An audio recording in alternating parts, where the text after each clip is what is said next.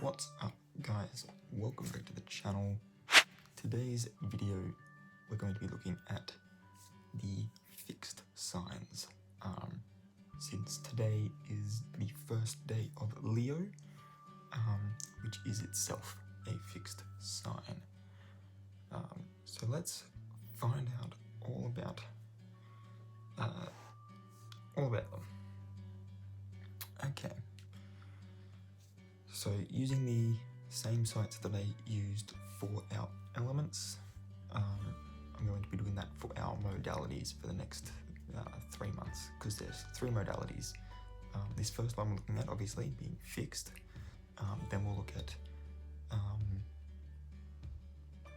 then we're going to look at mutable, I have to remember the order for a second, and then cardinal will be last. Alright, so we start off here on our Cosmopolitan website, and links will be down below. So it starts off, you probably know your sun sign, but do you know your sign's modality? In astrology, the zodiac signs are divided into 3 categories called qualities or modalities, and the order generally starts with cardinal, but because we did the elements first, sort of starting with fire being the first element, we actually ended up doing 2 cardinal signs with Aries and Cancer both being cardinal, so we're just going to continue on to fixed here. And so obviously along with the 4 elements and the 3 modalities, you get your 12 signs in that little table. So our fixed signs, going from like in order of the zodiac itself, starting at Aries, which is the first sign. Our fixed signs are Taurus, which is our earth fixed, Leo, which is our fire fixed sign, Scorpio, which is our water fixed sign, and Aquarius, which is our air. Alright, now, the fixed signs generally fall in the middle of a season, if you want to look at it like astrological seasons.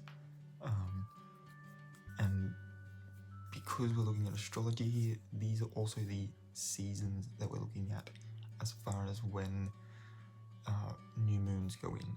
So this year, despite there only being 12 full moons, we do still have a blue moon. It's actually next month. It will be the second one in Aquarius. And so therefore, within the month of Aquarius, it will be the second one. But we'll explore that more next month, obviously. So Taurus falls generally in the middle of, looking at this, I'm seeing this is a northern hemisphere thing. So it's saying spring. In the southern hemisphere it's autumn, obviously. Leo for summer in the northern, winter in the southern. Scorpio, again, northern is autumn or fall, but it's the middle of spring in the southern hemisphere, and then Aquarius in winter in the northern, summer in the southern. Now you might look at these and wonder, okay, it makes sense that, you know, the fixed sign as far as the star signs, they fit in the middle of their seasons, but what about their, like, you know, calendar seasons, you know, with December, January and February being summer or winter depending on your hemisphere? It still falls in the middle if you take the month in which it begins. So we are in the middle month right now of summer or winter, again, depending on your hemisphere, and we are coming into Leo. So in both cases, it kind of makes a bit of sense. But yes, falling in the middle of a season, it makes sense that these guys are the stabilizers of the zodiac. They are the friends that you can always rely on, the ones that will help you move or buy you ice cream after a breakup.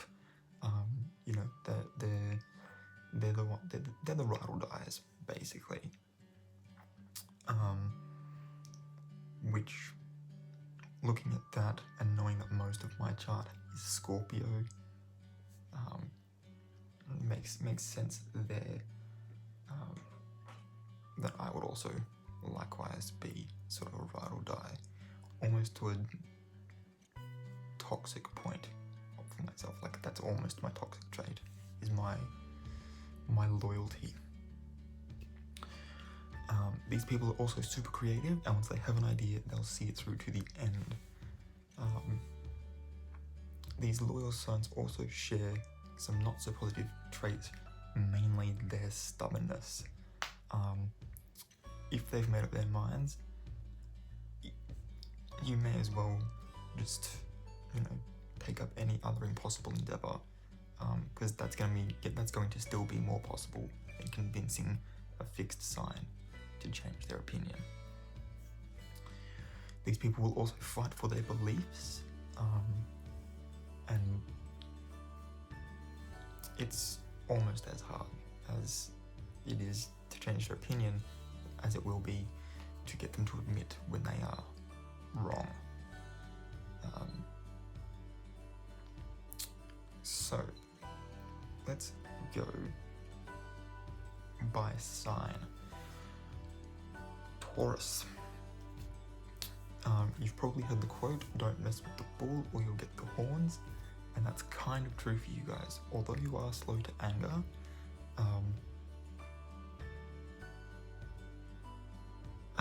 once you get stung, you guys will see red and you will charge. You guys are patient, you're kind, sensual, loyal. Your hard-working, artistic vibes make up for your stubbornness. But yeah, you guys, there's a reason why you guys have horns. Leos. You guys are,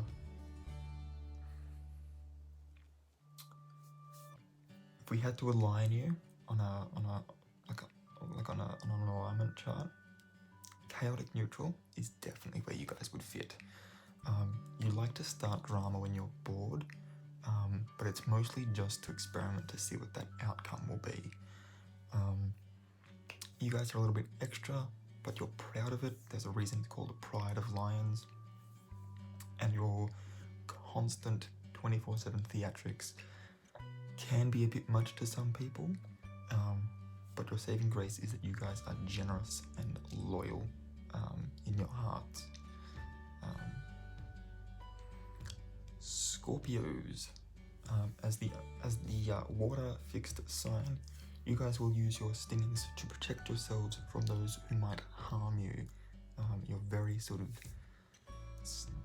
like you're able to protect yourselves really well. You have a brooding intensity, and your intuition is unmatched by any other sign. You are passionate, you're problem solvers, and you're very strong-willed. So much so that you will always be able to make sure that your to-do lists are completed to perfection. And even if you don't get it all done in one day, it nags at the back of your mind until you cross it all off, which is something I can relate with. And then Aquarius, as the final fixed sign of the zodiac. You guys are the community organizer of the fixed signs.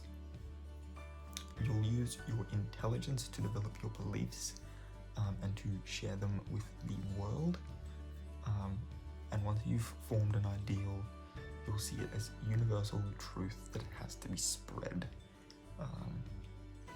You guys do this not because you want to like force people to listen to you, but because you guys feel within your hearts that it is such a universal truth that sharing that information is a humanitarian effort, and you guys are very humanitarian. You're so focused on solving all the world's problems that you can sometimes come across as a little aloof, but you value your close relationships.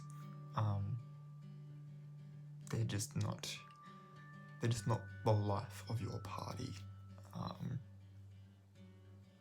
or rather, you guys are not the life of the party. You guys leave that to Leos. You're actually, more often than not, you guys will probably be the wallflowers, which is interesting because being the air sign, you guys share your polarity with Leos. You guys share your polarity, you guys share your modality, it's just your element that's different. And it makes all the world of difference, because while they're very extroverted, you guys are sort of more reserved, bordering on being introverted in a way, but you do still have that sort of wanting to change the world or save the world mentality.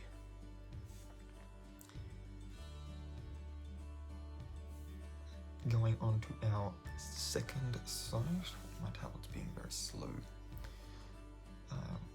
So it reads, a fixed modality is attached to Taurus, Leo, Scorpio and Aquarius. The houses that we're going to be looking at here are going to be the 2nd, 5th, 8th and 11th. Looking at starting at the 2nd and then every 3rd one thereafter. If an astrological chart shows a preponderance of planets in these houses, its energy is weighted towards being fixed and sort of stuck in place. You guys understand that steadiness is key. Those influenced by this modality are happy to forge ahead with their projects, calmly working away until they've achieved their objectives. It's no struggle for you guys, because it's actually what makes you guys tick. You're very stable, determined and resolute, and you want to get to the finish line and have the perseverance and ability to concentrate, which are characteristics that will get you there. There's no lack of confidence within you. You guys are self-reliant, and you are powerful yet purposeful in your nature. There are no waste emotions with you guys. You move patiently and steadily towards your goals. You're also steady and reliable, and always remember those that help you out. On the other side of that, you can at times be very stubborn, very my way or the highway, and you may have a tendency to get stuck in your ways and to believe that you're always right. The way I normally explain it to people is within how you guys approach doing things, like actually doing things, not the part of yourself that motivates you, but the actual actions you take. If you guys come up to an obstacle that sort of wasn't in your plan, it's very difficult. It can be very difficult for you guys to find a way around it. Whereas mutable people, for instance, will just be able to very quickly shift and change, and that doesn't really work for you guys. And cardinal people will sort of just push through it, knowing that okay, we've had an obstacle, it's gonna get more difficult here. We're just gonna push this thing until we can't anymore, and then by that point we'll hope that we'll just be able to sort of break through the barrier.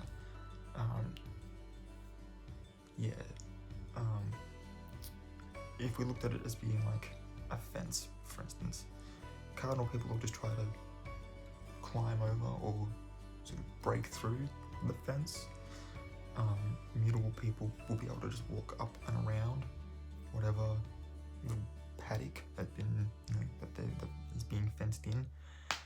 it's you guys will sort of come up to it.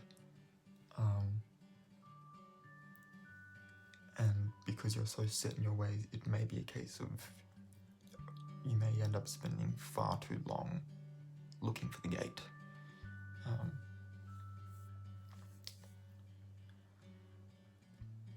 Those influenced by the fixed modality are determined, reliable, and persistent. They also have great strength, as well as strength of purpose, and love to get the job done. And then it finishes off here. So what if you guys refuse to budge? You always get results. They're houses that belong to you. The second house is the house of value. I have been able to memorize at least the top two.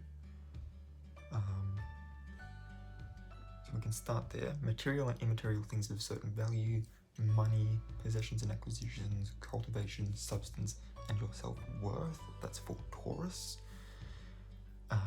The house of pleasure for Leo. Makes a lot of sense.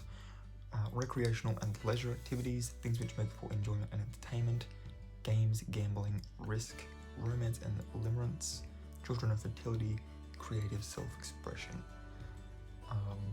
For Scorpio, it's the house of transformation, the cycles of death and rebirth, sexual relationships and commitments of all kinds, joint funds and finances, other person's resource, I don't know what that's trying to say, karma and debt, which can sometimes look like judgment, regeneration and self-transformation. And then for Aquarius, the house of blessings, benefits from your efforts, friends and acquaintances of like-minded attitudes, belonging, groups, communities and associations, charity, connectedness and networking, love, wish fulfillment, and wealth.